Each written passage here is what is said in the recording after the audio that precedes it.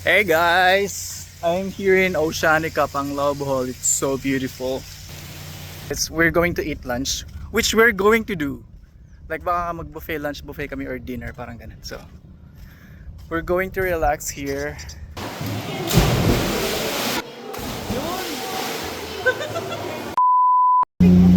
Aalis na naman sila.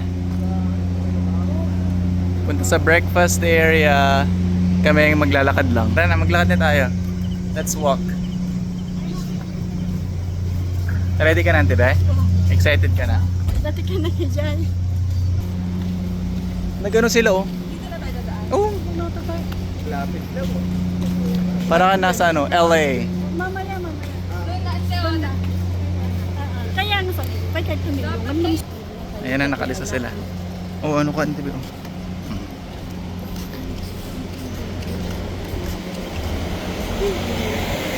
Marami kang kakainin ng Tibe? Ngayon, marami. Kape. Dagang kasi dyan. May gatas, lahat doon kompleto. Malapit na kami sa ano, buffet restaurant. Pagdigusan kaya? Hindi dyan, pupunta tayo sa South Palm, Oceanica. Ay, picture naman siya. Akong picture ko na Meron! nga nakadress. Kahit ko din nakadress. Tingnan niya naman ang tita ko. Gusto daw niya ng picture kahit saan. Ay, malapit na tayong tabi.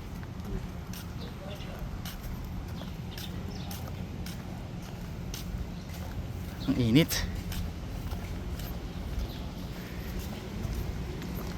Gutom na ako. Madami tayong kakainin. Yan yung sinaklan nila mama kanina. Yan. Sea Breeze Restaurant, tapos sa tapat niyan beach na. Di ba ang ganda? Panalo siya.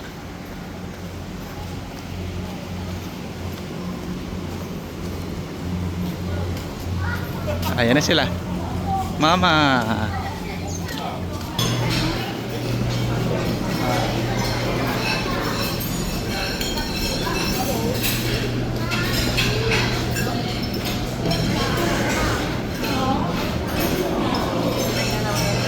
This one right there. Okay, thank you.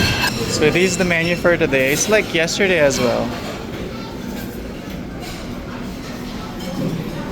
And dried fish, bacon, siomai, yummy. And we have noodles, bread. You got salad, breads as well, dessert. Sa ating mga ulam hanggang doon, and unlimited drinks. Beef tapa, yummy. Kuhanin mo din ako ng skinless longganisa, mga 5.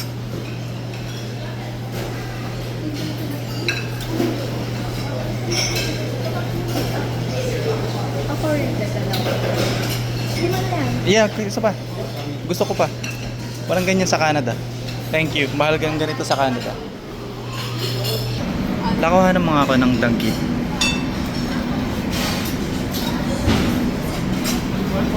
Thank you.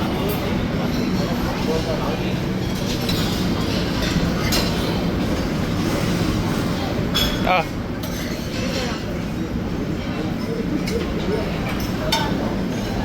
Yummy. This is what I got for my first plate. Ronald and Binji. Hindi na siya makapagantay sa kape niya, oh. Tara na. Anong kinuha mo, ma? Ma, that's not enough. Kung kain ka pa ng kain. Hindi, meron doon kutsara doon. Kuya offered to grab us coffee.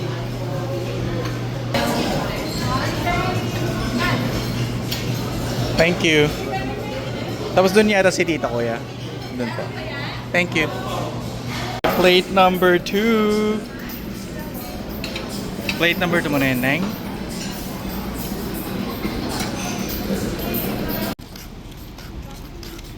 Ella, nabusog ka? After breakfast, pupunta kami sa cave. Swimming silang lahat.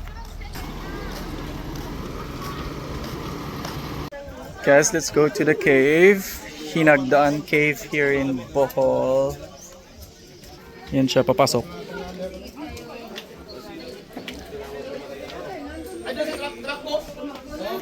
Oh, yan, papasok ulit.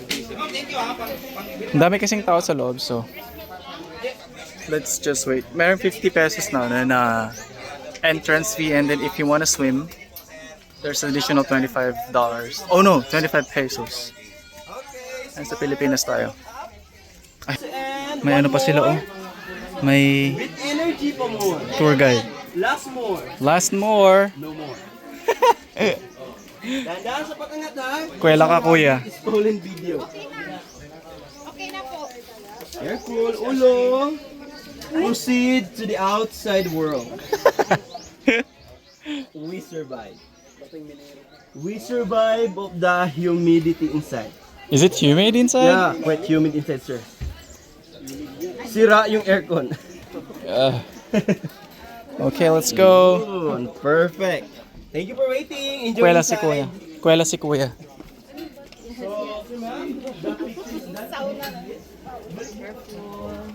Yeah, thank you. Holy smokes. Huwag na tumuloy. Ligo kayo. Hinagdanan Cave in Bohol. Wow! Ang ganda. Ang ganda oh.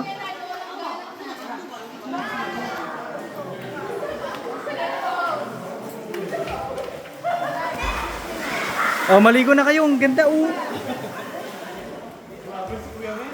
Ang ganda oh.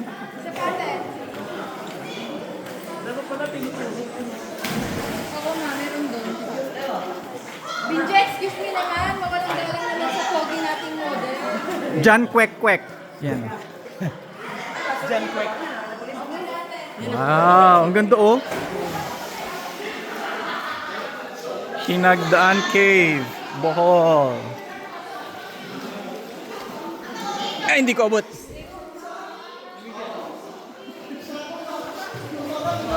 Ganda oh, ang dami nga lang tao.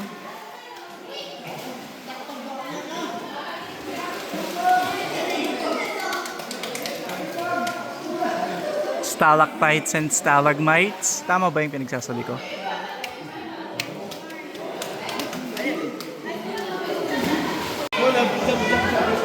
Oh, mag-jump ka na. Ayan na. Kaya na.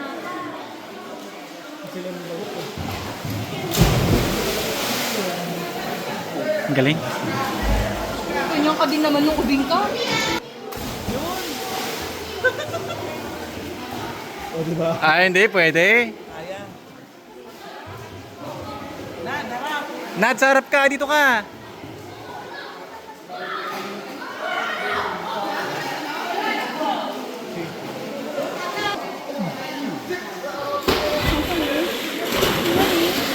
Eh!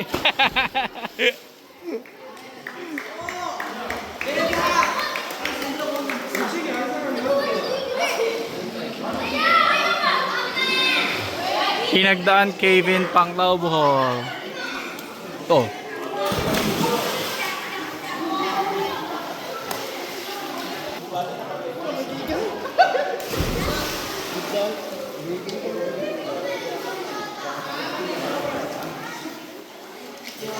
Napagkati ka niya.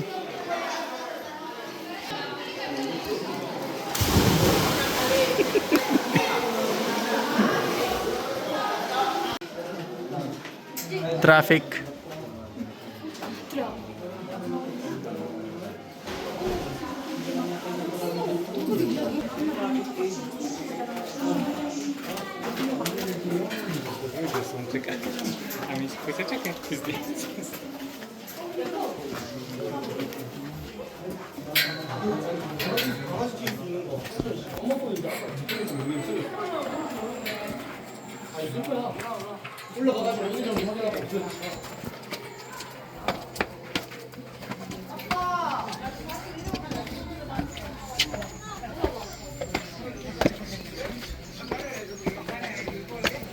Welcome to the outside world. So humid.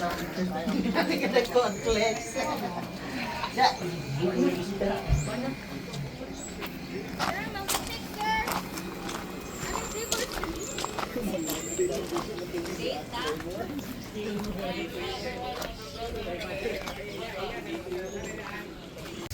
guys! I'm here in Oceanica, Panglao, Bohol. It's so beautiful. Here, we're gonna eat lunch. I think gate nila mismo. Papasok doon. We're going to eat lunch, swim, rent a kayak, and do morning activities. It's like Maldives, to be honest. Like, I haven't been Maldives for the record, but I've seen it in the picture. It's like just the same, if not better. So if you come here in Bohol, just visit Oceanica, formerly known as South Palms. So yan, pasok tayo mamaya doon. Inantay lang namin sila, yung kapatid ko. We're here in Oceanica. Lunch here. Let's eat some good food for lunch. Ano yung hack? Yan, hanap lang tayo ng pwesto here. So here's Oceanica. It looks like Maldives, or like, bro, it's so beautiful here. Ay, basta picture lang.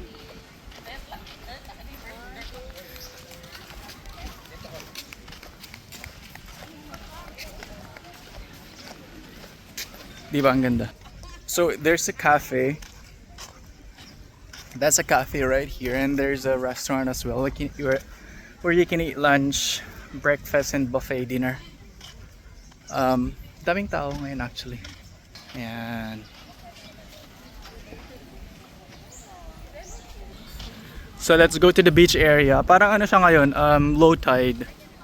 Kaya madaming mga parang lumot ganun. Sorry ka kay kuya, oh.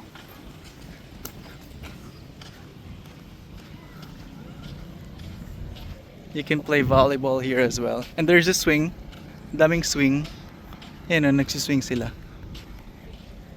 Guys, alam niyo ba dati, this resort is very private. Parang hindi ka talaga makakapasok. Parang 2 years ago, sinabi namin sa kapatid ko, we're going to inquire in one of the venue here because we're gonna have we're going to marry, parang ganun. Sabi na, sige sir. Pero dati talaga, hindi ka talaga asin. Pero ngayon, nabubook nyo to sa Klook actually. 588 pesos per person. Pero sinabi lang namin yung hack talaga is parang ano, we're going to eat lunch, which we're going to do. Like baka mag-buffet lunch, buffet kami or dinner, parang ganun. So we're going to relax here for a couple of hours and then balik kami sa accommodation. Ganda, oh.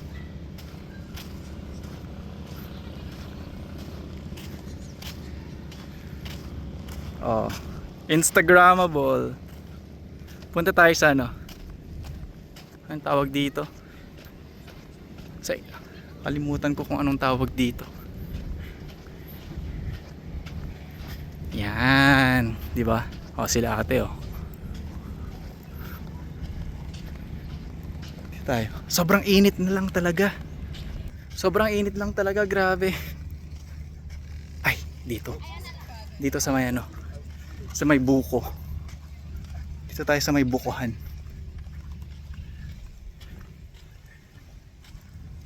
Right here. Ito.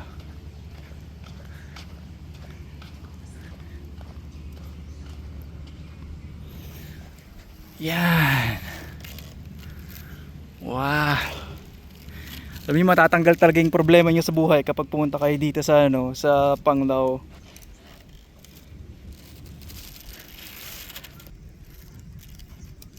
Actually, I like Panglao more than Boracay kasi sa Boracay ang daming tao, promise. Overcrowded, malala. Pero dito sa Panglao, hindi masyadong madami. And then if you're in a private resort na, like for example, Eskaya or Amorita, like bruh, it's dope. Like yun nga lang, it's so expensive. Hindi nila ako makita. Andun sila. Ganda oh. Hindi nila ako makita. Andun sila. Tapos andun yung mga pinsan ko. Gusto kong bumili ng ganito. Ganda oh. Diba? Gre-relax muna ako dito. Matutulog ako nung isang oras. Kasi nakakapagod magbiyahe. Pero ngayon, na-enjoy nyo muna yung view. Coconut trees! Tropical country. Yan. Sobrang linis pa ng washroom nila dito. Like, it's so clean. Kain na lang kami mamaya sa cafe. Buffet or bili kami ng milkshake. Parang ganun. Coconut milkshake. Oh, I miss coconuts. Kahapon bumili kami ng 10 buko. Ininom namin lahat. Uhaw na uhaw kami sa may Tarsier Sanctuary. So video ko muna to, tapos picture tayo. Yan. My mom and my sister is here. Say hi. Mag-hi ka naman, ma. Oh, sorry. Feeling madam. What? Para siyang di nag-heart surgery. So my mom got heart surgery like a couple days ago. Hindi kasi yung doctor kahapon 2 days ago pumunta kami sa doctor niya na kasi may check up siya. Tapos sabi ko, Doc, pwede kayang mag-travel si mother kasi, you know, just to unwind. Maybe she's overthinking or whatnot. Sabi niya, hindi talaga ako nagpapatravel kapag may heart surgery, but papayagan kita sa Bohol, but hindi kita papayagan in Taipei, which is in Taiwan. So, hindi na siya sasama. Ako na lang, tsaka yung kapatid ko and my brother-in-law and my cousin and my aunt. Sad life, but that's fine. At least pinayagan siya mag-Bohol, di ba? Yan, pumunta sila sa beach. Ang hirap talaga kapag ano, no? Parang wala ka ng asawa pagtanda mo. Tapos like my mother, she's been a single mom for almost 27 years. And tapos kaming mga magkakapatid may trabaho na. My sister lives in Manila, my sister works in Israel, and I'm working in Canada. So mag-isa lang talaga siya sa bahay. Well, may mga kapatid siya, buti na lang yung pinsan ko nandun kasama niya, which is really helpful. Hindi talaga compare sa ibang bansa, parang papasok ka talaga nila sa sa home care or long term care, parang ganun, which is, I mean, very practical kasi sobrang busy din talaga ng mga tao sa ibang bansa. So I try to go home, visit Philippines every 2 years or every year if I can, kapag may pera, parang ganun. But let's see.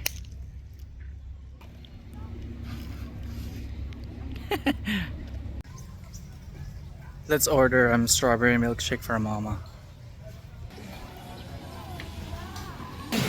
Can I have 1 strawberry milkshake, please? The what name, sir? Dave? Yes. 298 pesos for strawberry milkshake. So this is the bar.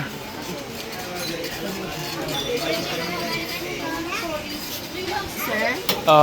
Bayad for strawberry milkshake? Just crumpled it, so. Yeah. So di-deliver na lang daw ni ate yung order. Milkshake, first order of the day.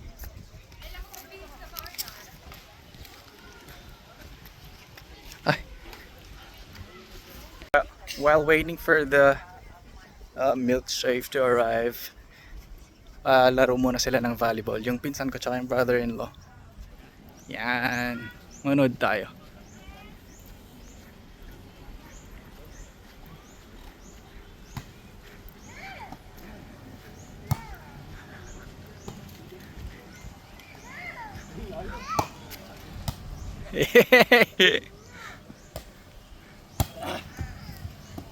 Ay!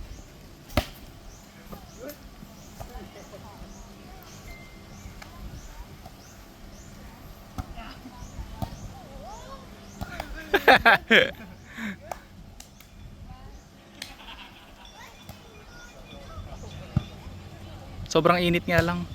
Naglalaro sana ako kasi sobrang init, putik na yan.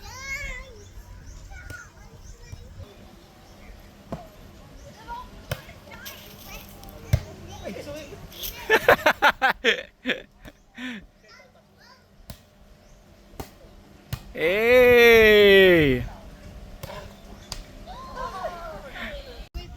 I had a quick swim sa dagat, tapos ngayon I'm waiting for the food that I ordered for the family. Mainit dito kaya kami nag-transfer doon.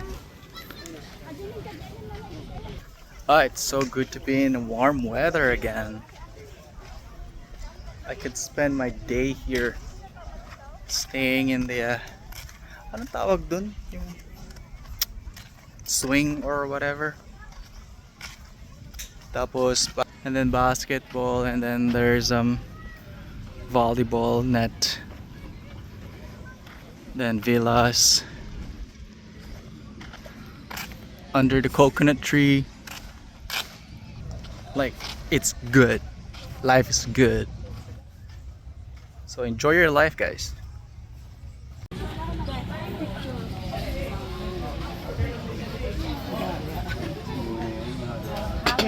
Look.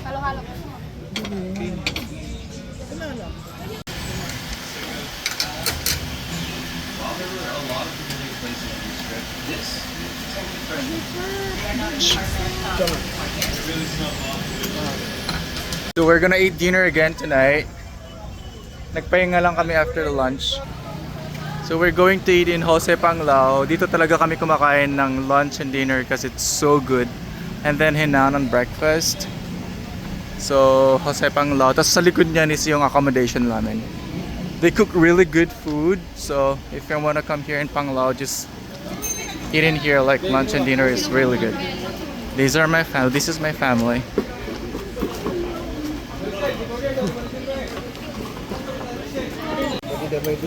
Pinakbet, Bicol Express, vegetable sinigang, and then halo-halo.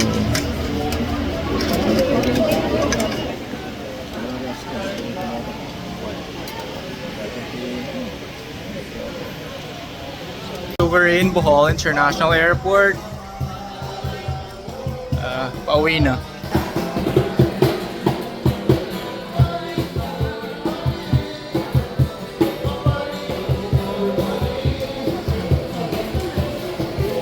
Hanap tayo ng upuan natin doon. So this is our day 3. And then pauwi na kaming Manila, and tomorrow I'm going to Taipei. Nantay lang namin yung plane and then balik Manila.